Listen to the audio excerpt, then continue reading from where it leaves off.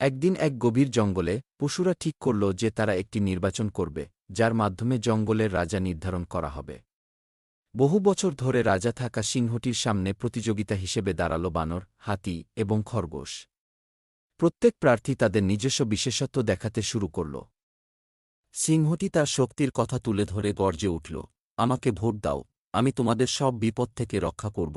বানর তার মজার স্বভাব নিয়ে বলল, আমাকে ভোট দাও, আমি জঙ্গলটাকে মজার জায়গায় পরিণত করব।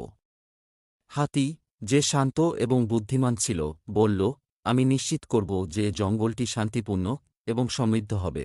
সবশেষে ছোট কিন্তু বুদ্ধিমান খরগোশটি ফিসফিস করে বলল, আমি হয়তো ছোট, কিন্তু আমি প্রতিটি সমস্যার কথা শুনে বুদ্ধিদীপ্ত সমাধান দেব।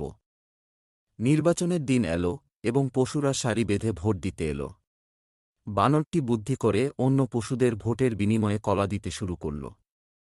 সিংহটি নিরাপত্তার প্রতিশ্রুতি দিল, আর হাতি নিশ্চয়তা দিল যে জীবন শান্তিপূর্ণ হবে।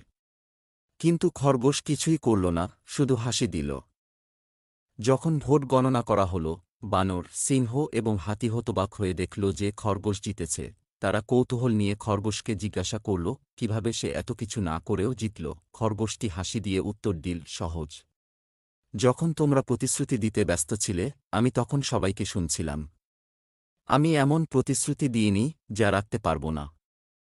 আমি শুধু শুনেছি এবং সবাই আসলে কি চায় তা বুঝেছি। গল্পের শিক্ষণীয় বিষয় হল সবসময় বড় এবং অহংকারী হওয়ার থেকে ছোট এবং বুদ্ধিমান হওয়া।